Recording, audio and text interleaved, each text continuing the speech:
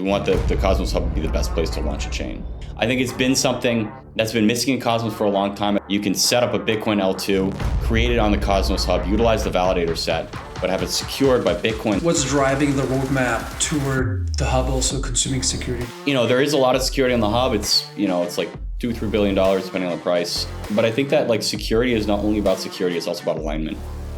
Welcome to the Bare Metal Podcast. Hey everyone, thanks for tuning back into the Bare Metal Podcast. This is Ship the Code from Rockaway X Labs, and I've got here with me today Jehan Tremback, the product owner of the Informal Cosmos Hub team. Welcome. Yeah, hello, thanks. Hey, so can you give us the basic background on you and how did you come to be connected to Cosmos and then eventually, work on the Cosmos Hub? I think I was back in 2018 or so. I was doing a startup called Althea, which is still around, and we were building it was an incentivized mesh network, kind of decentralized infrastructure thing. But we were building the blockchain part of what we're doing with Cosmos, and that's kind of how I got introduced to developing on Cosmos and stuff. And after that, we also we worked on Gravity Bridge for the ICF. So that was kind of when I first did kind of serious Cosmos development, I guess. And then from there, I got a job at Informal Systems and was working on interchain security at first. And then we kind of took on the sort of releases and kind of managing the hub in production as well and building roadmap managing, whip holding over developers. Just we cut the releases and we also work on interchain security. And there are also, other people work on other parts of things, but yeah. Cool. Looking forward to get into all that. But first, I'd like to sort of take on what's Cosmos today, what's the hub's role in it, what's going around that's exciting for you, where do you feel, Cosmos is doing well or isn't well? Love to get your summary. I think that the Cosmos stack is unquestionably, I think, probably the most powerful way to build app chains. I think that by that I mean that there are other things, there's other technologies, there's there's OP stack, there's rollup stuff, there's Polkadot, but most of those things, and they have their benefits as well, but most of those things require you to sort of fit what you're building into a certain mold, and kind of integrate with some central thing. And the strength of the Cosmos stack is that it's pretty much just, it's like it's completely flexible. It's the MIT licensed way to build blockchains. Basically, yeah. And then also, of course, IBC. IBC works a lot better than probably most. I guess could do a review of all the different people who've raised billions of dollars to build blockchain connection protocols. But IBC works right now, works really well. And the nice thing is, if you build a Cosmos chain, you get the power to customize it however you want, and then you also get this kind of instant connection to a lot of other chains. So I think that's where Cosmos, that's always been Cosmos' strength, and that's also where Cosmos is today. And I think that there's also a lot of people from other ecosystems who are discovering it, and they're discovering that it is the best way to scale beyond what they can in their ecosystem. So yeah. So apart from the tech, I think it's sort of universally, or it feels to me, at least based on conversations I usually have, it's universally accepted that the Cosmos stack is really a great way to bootstrap a chain. You can get to focus on your business logic fast. It gets out of your way. It provides extension modules. It's modular. It's a really, really well-made piece of code. But I'm also curious about other aspects of Cosmos, like in terms of the community and the projects. What are the things that have been built with the stack that you're most excited about?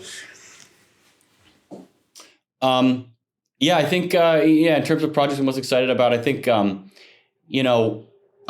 haven't really thought about this much, but I like StarGaze a lot. I think the user experience with StarGaze is very, very good when compared to, you can get a similar user experience maybe on something like OpenSea, where it's a centralized platform. But in terms of being decentralized, I think that shows Cosmos' strengths a lot. Also, of course, GYDX it's I think an example of where somebody's come and they wanted to scale beyond what they could directly on Ethereum or even on roll-up platforms, and so they found Cosmos Chain is the best way to do that.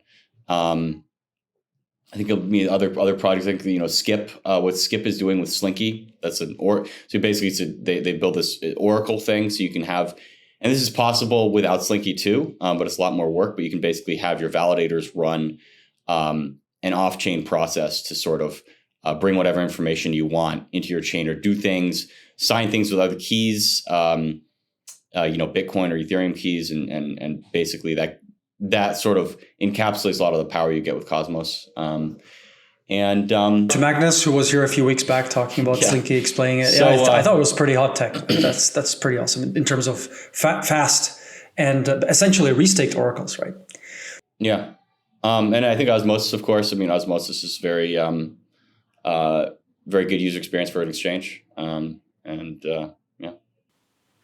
So let's look at what the hub's doing for the ecosystem. Like one of the bigger narratives or stories that have been sort of prevalent in the last couple of years is obviously security, providing security, and the evolution of security. So can you give us a sort of rundown on the roadmap and what these different variants of security can do for the rest of the ecosystem?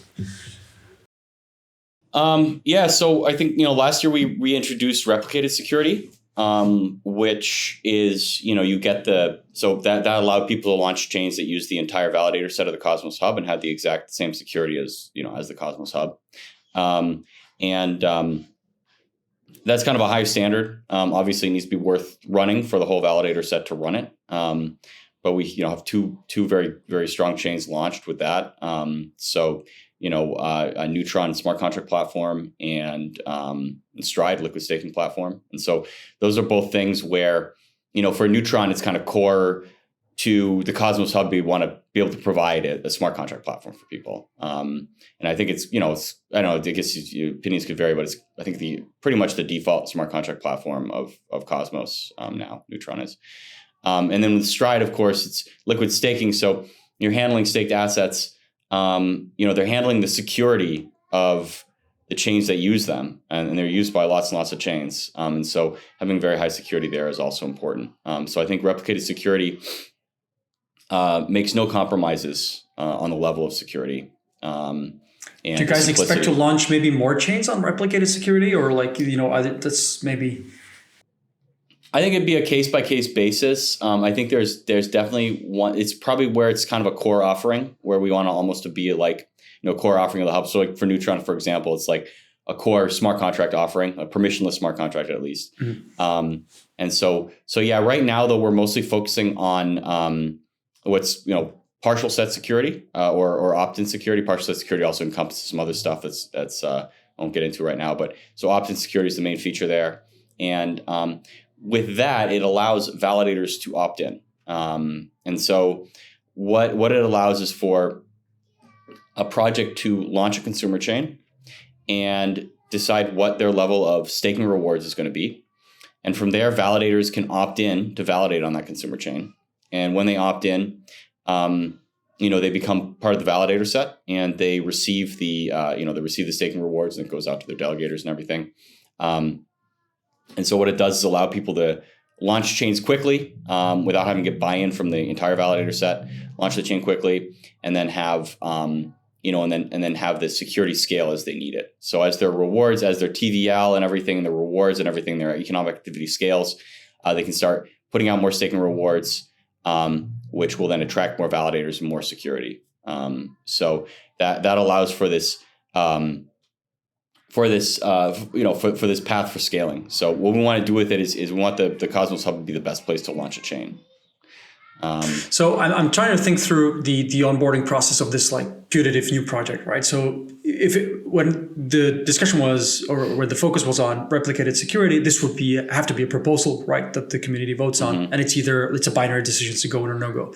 Now it feels like with opt-in, would this still be sort of proposal based and the community would have to somehow agree, or do I directly go to validators and say, I'm have a contract with, or just go and deal with, say, 20 validators, say, and if they decide to go for it, I can launch my chain with these 20 validators. Is there any sort of general community involvement, or does this become more of a pairwise relationship?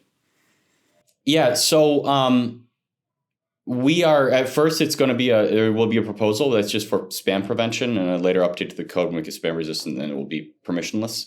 When we do make it permissionless, we will also be putting together kind of a front end. So like a platform, almost like a Kickstarter. And so somebody could go, if they have the connections, they could go to validators individually and kind of make deals or whatever.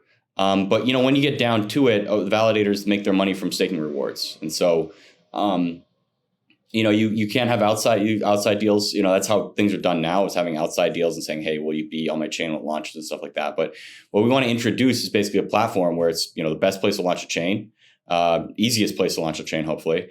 And so what will happen is you can just put up your chain and see what kind of gauge interest, maybe have stuff like where delegators can say, yeah, I'm interested in this chain, to kind of signal to their validators that they want to get them to get on there. And kind of put this entry in on the platform to show this is what the chain's going to do. This is everything. Validators start opting in, and at a certain point the chain launches and has a validator set. So it's like a dual market research marketplace functionality. I can sort of gauge my interest, and then I can just launch using this website, actually engage with the chain. Is that a fair take? Yeah. And so right now, we are working currently. What we have, it's not going to have that front end. What's going to launch? It's going to be launching probably early June. So it is still a little bit more. It doesn't have the full UX of that. But that's what we're going for, and that's what the new ICS will enable. And it goes back to something. Like I said, I've been building in Cosmos since 2018 or so. And I remember I went to back then. I went to a Cosmos hackathon. And I built a project using Cosmos. It was actually not Cosmos SDK. They had a JavaScript thing called Lotion.js, actually built by the by who would become the Nomic team. But anyway, so I built this Lotion.js project, Cosmos project, and it was a payment channel thing I called the Lotioning network. And so I don't know, it was a really funny name to me, the Lotion.js. But anyway, they said it was very smooth. Payments, yeah. Very, very smooth, yeah. So I don't know. Anyway, so I built this, and then it was like, I was used to Ethereum. I've been coming from the Ethereum space, and I was like, all right, how do I deploy this thing, right? And so with Ethereum, you're used to, even back then, you used to just, deploy it and it's live, And so with Cosmos, it was like, oh, well, you can't really deploy this here. You're going to need a validator set. Here's a Rolodex, so you can start calling people. Yeah, exactly. All this stuff. And it was like, but you had a hackathon, you have no idea even how to start thinking about that. And so it was like, oh, you can run this on your computer and show us how it works. So I think it's been something that's been missing in Cosmos for a long time. I think there was a project called Starport, became Ignite CLI later. They were also originally trying to do kind of a platform for finding validators. And so what we want to do with this new version of ICS with OptIn security is to have this platform not only to find validators, but also have the security kind of immediately when validators opt in, they bring their security from their staked atoms in the future other staked assets. And so they can bootstrap the chain really quickly. It's just like a complete package. And it's never going to be, we want to keep the flexibility that people come to app chains for. So it's never going to be completely one click like it would be with a rollup. But we want it to be a smooth process where what to do at every step of the process, versus now in Cosmos is very powerful, but there's something that's a little bit more, you have to go around, talk to people, have meetings, find Telegram rooms, seek out validators, make these deals. We want it to be this process where you come in and there's one website and you get your chain up through the entire process. Yeah. So I could still make changes to all parts of the stack, including like Comet BFT, because essentially they'd be deployed as an upgrade by the validators that opted in. I still have full control of my stack, but I get to do this sort of relationship management via the launch interface. Yeah, exactly. And then also and then the other part with ICS, they bring their security in. But this interface is also gonna help with with just the process and kind of knowing how to do it and getting the support you need and everything. So yeah. How would you compare this to other offerings in the Cosmos ecosystem like Dimension or Saga that are trying to make it easy for projects to launch? Like how do you feel they compare? Where is there a spectrum on which you'd sort of order these? Yeah, I think Saga is a really cool project. We actually back a few years ago when we were first working on interchain security, we talked with Saga about it a lot. Saga is taking a little bit of a different path where it's not like completely the full customizability. They supply a VM, so you need to build within that. It's a pretty cool solution because you do get a lot of flexibility on a VM, but supplying that VM makes it a little bit more of a kind of a packaged thing where validators can bring it in and start running it, and it's in a package. And so that does limit a little bit like the flexibility that you can have with it. But it's definitely nice for for the at least what they're trying to do is the ability to launch it quickly and kind of have it go across different validators quickly. So with interchain security, even it's always been about kind of having it work just like a Cosmos chain and having all the flexibility and all the power and switching out any part of it. And so also with OptIn, it's going to be the same. So and there's pluses and minuses, of course. So you do have to you still have to know how to get releases out to the validator set and stuff. But it's like we want to hit that point, the furthest point on the spectrum, which is an app chain. I think that rollups, Saga is a little bit more like between an app chain and a rollup, and then rollups are kind of between an app chain and a smart contract. So I think there's like a spectrum where it goes from like smart contract to rollup to app chain. Interchain security offering, we wanted to be all the way on the app chain side, but just make it easier. How does mesh security plug into all of this? Is it another point further out in the roadmap? Is it an alternative? What's the deal?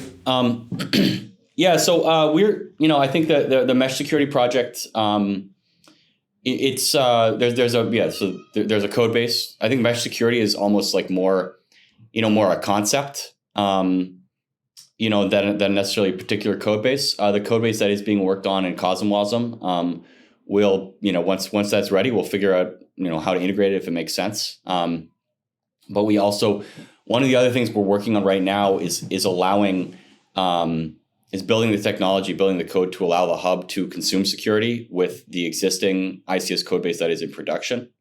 And then also even letting consumer chains consume security from the hub but have their own validator set as well.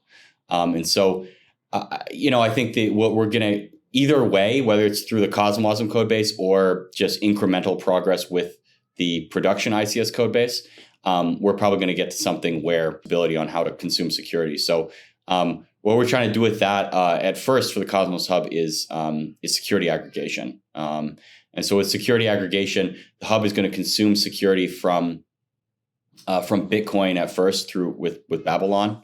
So Babylon is a Bitcoin restaking technology. It's like EigenLayer for Bitcoin, basically. And so it's going to consume security from Babylon, and then also allow consumer chains, hub consumer chains to utilize that security, and then also from EigenLayer. And so that's kind of starting to get pretty mesh-like, and then also later using that technology will also allow consumer chains to keep their own validator set and also get some security from the hub or from Bitcoin or whatever. So I think it's definitely the way that things are going is in that direction. Super interesting. So the hub is a consumer chain. Like my mental model of the hub was the originator of security, right? So I'm wondering what's driving the roadmap toward the hub also consuming security? Do you guys feel that there isn't enough security on the hub now, or it's going to need security in the near future? By the way, referring the readers to an older episode where Babylon Chain explained how their restaking system works. And how they are able to get Bitcoin restaked to Cosmos Chain. It's a super interesting episode. But back to this, like, what's the motivation for the hub to consume, security? So I think that there is a lot of security on the hub. It's it's like $2-3 billion depending on the price. It's definitely enough security for a lot of things. But I think that security is not only about security; it's also about alignment. And people want to build their projects for a certain community, and they want they want people to stake from that community, and they want to be aligned with that community. And so, we have these different pieces. So the Cosmos SDK and the Cosmos Stack, IBC, Cosmos SDK stuff, what we talked about in the beginning is, one of the most powerful ways to build, a blockchain platform with full customizability and performance and everything. And then you also, with the Cosmos Hub, we're trying to make it very easy to put together a validator set and kind of manage the validator relationship. And also, have the Cosmos Hub security come with that, of course. But then with the security aggregation, we also want to make it so that somebody's building, like a Bitcoin L2. A lot of Bitcoin L2s are finding that the best way to build what they're trying to build is to essentially build a proof of stake chain, but secure it with Bitcoin. And so Babylon has kind of the Bitcoin side of that equation covered. But what we want to do with OptIn security and security aggregation is to make it so you can set up a Bitcoin L2, create it on the Cosmos Hub, utilize the validator set, but have it secured by Bitcoin that's being staked by, Bitcoin maximalists on Bitcoin. And that way, because, if somebody's really into Bitcoin, they're not going to want to transfer their Bitcoin over to some chain that's secured by the Cosmos Hub. They've never heard of it. So it's like they want to. Or Ethereum, that would be even worse for Bitcoiners. Yeah. So they want to be secured by Bitcoin. And so I think that's a lot of, security at the end of the day. It's about, it's about feeling. They're the technical attributes of it, but it's also about feeling secure. And so if you trust Bitcoin, you want it secured by Bitcoin. So we want to make it so that the Cosmos Hub's the best way to kind of launch a chain and put together a validator set and get it running no matter where the security comes from. That's kind of the end goal. That, I think, is a very sort of astute take, that there are communities that don't necessarily believe that, a different currency or a different asset like Atom does have that $2-3 billion valuation, right? The market cap that's restaked. And therefore they need to stake their own currency that they actually, or their own asset that they actually trust. I've actually honestly never thought of this way. Yeah. A lot of users, people will, want their users to stake. And so if you're doing kind of Bitcoin L2, you're going to want your, users to be staking to it. It's like it's like a loyalty thing. So there's a lot of reasons that you want to have those, the users and the delegators overlap. And so this will allow that. Interesting. When are you guys thinking of releasing security aggregation? Let's say the Bitcoin part. It's a complicated project. We're working on it right now. It's one of our main, alongside launching OptIn security and getting into production. The code there's done. We're just, it's the release cycle. Probably for R&D, the security aggregation is our main focus this quarter. So we aim to have, but it also requires, we are also integrating with several partners to get it done. So of course, Babylon, then also Skip is building, it requires an Oracle to do this, and Skip is building the Oracle. So, for our part, we're going to have something probably we're looking at something in a DevNet, like sort of private test net, with a few validators by the end of the quarter. So we're hoping to be able to release it sometime in Q3. So we also already have a chain using it. So they will be using it. They're going to launch on OptIn security during this quarter. But just utilizing the Atom security at first, and that's Lorenzo. Lorenzo is a Bitcoin liquid restaking token protocol, and so they're building their platform with Cosmos SDK, and securing it with Babylon and launching it on the Cosmos Hub. So since Babylon is not going to be quite ready yet either, they'll launch on the Cosmos Hub first, secured by Atom, to get things going. And then once the Bitcoin restaking security aggregation is available, they'll switch over to being mostly secured by Bitcoin. That's a mouthful of a roadmap there for a new project. Best of luck navigating all the upgrades on that.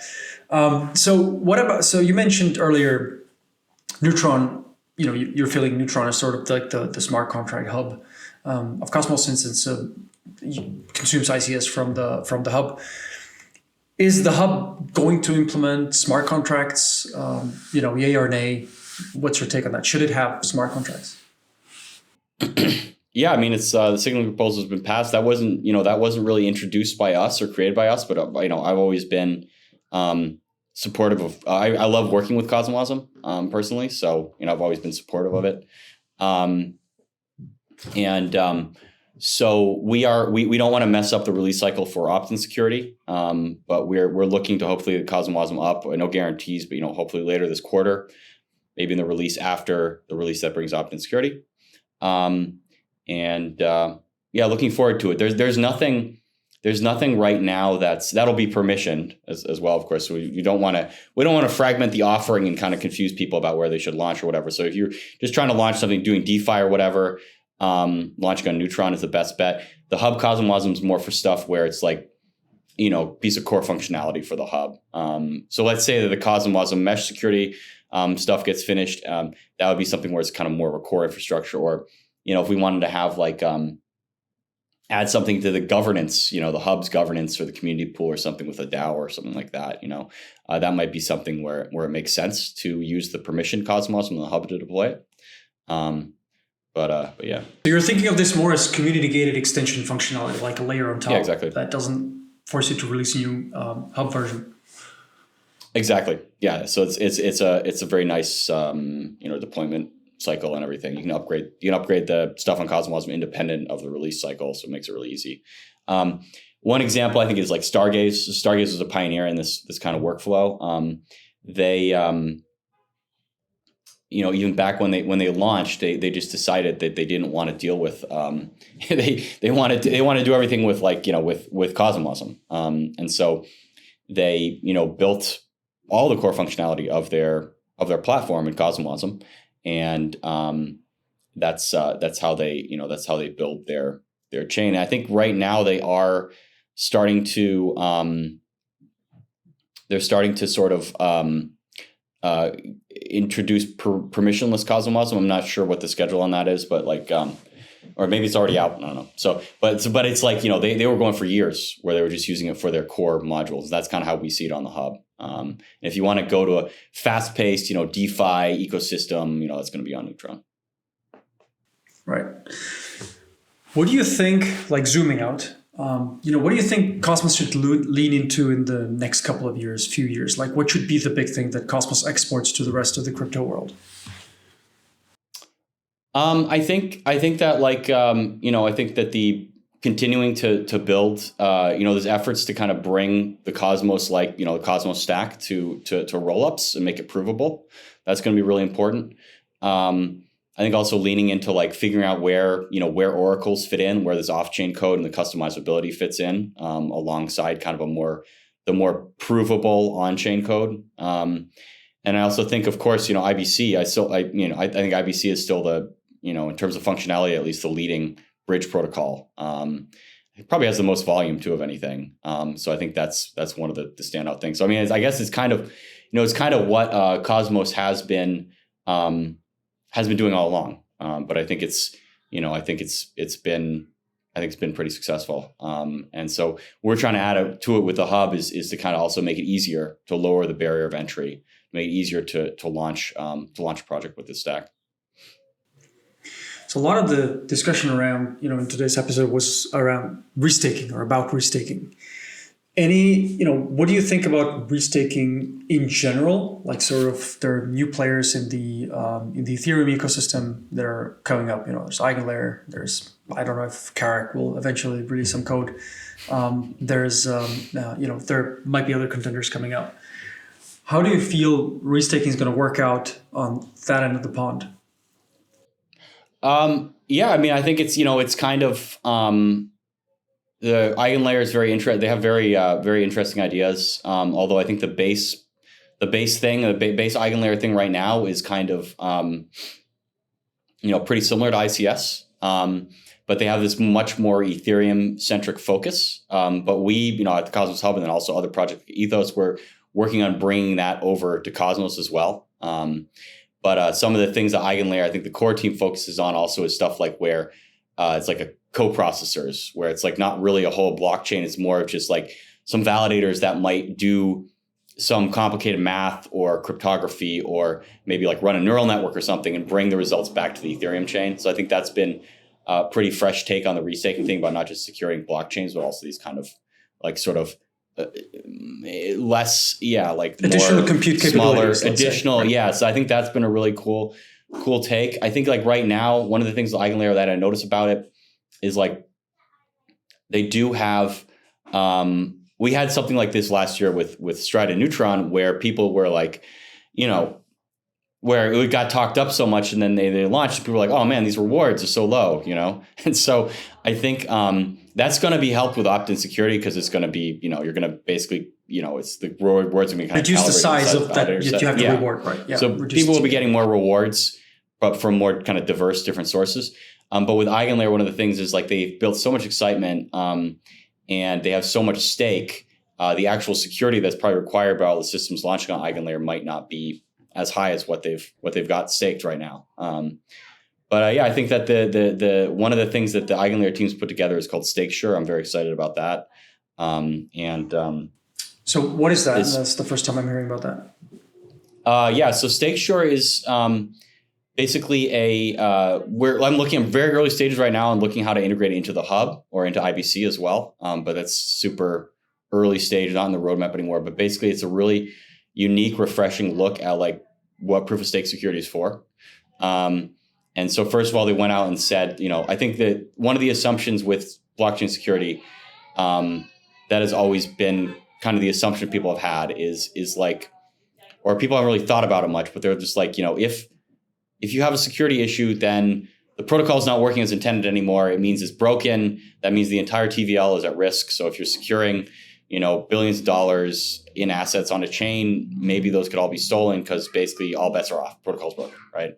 And so EigenLayer looked at, like, at least for double signing, which is what gets slashed for, at least for double signing, you can't take the entire TVL. All you can take is all you can do is basically send some money to somebody and then have it be revoked, or send the same money to different people. And so it's actually the amount of security that's required could actually be a lot lower than the entire TVL. It's just, all you can steal. It should be commensurate with the size of the attack, not with the TVL of the entire blockchain. Is that what you're? Yeah, well, it's related to the volume. It's related to the volume of hybrid transactions. Hybrid transactions are ones where you're sending some money off a chain, whether you're sending it to an exchange, over a bridge, or even just sending it to somebody in real life and buying an item or something, right? Those are all hybrid transactions. And so that was the first idea. They're like, yeah, it actually should be like, correlated to the volume of the chain, not the TVL, which is actually most times way, way lower. So the volume of like, it changes from day to day, of course, but like recently I looked at like, the Cosmos Hub had a volume of 10 million. Osmosis had a volume of 30 million. Neutron had a volume of 6 million, right? So those are way lower numbers than the stake numbers. And so the other thing StakeSure says, like, first of all, it's not just the volume of like what people are honestly transacting. Somebody could create a spike in volume where they're kind of like during the attack or whatever. So the other thing they have is like, you basically have this insurance thing where anybody who is trying to basically is going to be accepting transactions from the chain will buy insurance from them. And that insurance will be correlated to the amount of security. And then if there is an attack, the validators get slashed and the people who got attacked get compensated. So it essentially just makes the entire, first of all, establishes how much security you need, which is a lot less than you think. And then also establishes that once you have that security, you can't lose money. So that's pretty exciting. Just as somebody who's been researching proof of stake for a long time, having that sort of all in a package is very cool. I think ironically, it's almost like it's really, really cool from a research perspective, but also it also shows that probably the amount of security that most chains have is way too high. So it's almost not even bullish for EigenLayer themselves, even though they're the innovators, because what they have is a huge amount of stake on Ethereum. That's great. But I do think it's bullish. Rewards. Yep. Yeah, and also and needing much less from systems that need much less security than you really think. I think it's really bullish for Cosmos and the Cosmos Hub because, first of all, for the Cosmos Hub, we are supplying security, but our main focus, as we're moving into our main focus is about being the best place to launch a chain, and so more handling the infrastructure of it, the validator set, and the workflow, and bringing security however much is needed from wherever. So I think that's so for us, it's not necessarily about having the highest volume of security, which may not really be required anyway, but more about having it be the experience and the power of the Cosmos stack with the easy experience. But then also one of the things that's really bullish for Cosmos is if you look at StakeSure, I said there's this thing where you have to buy insurance if you want to receive money from the chain to be safe. And if nobody buys insurance, then basically the validators can do the attack very easily. And so it's like there's kind of almost a tragedy of the commons where, of course, they didn't buy insurance. People who did buy insurance will be compensated. So it's like their own fault and stuff, but it's, still not good. So if you're just a regular person, it might be you might have to buy this insurance. Like it kind of depends on how you do it. But if you're dealing with a bridge, it might be like a couple of weeks in the future. You're not going to be like, I want to receive some money in a few weeks. I'm going to buy insurance. It might work for an exchange where they know what their average volume is and stuff. But the UX is weird. And so with IBC, you could build that right into the bridging protocol and essentially have a bridge on any chain handle that part of it, and maybe have people that are acting as kind of like as these LPs, sort of handling the buying of insurance and charging a small fee for when you just want to do a transaction. So I think for Cosmos, the fact that there's this bridging protocol that's used by a lot of people, I think it has the highest volume of any bridging protocol, though, and maybe I'm wrong on that.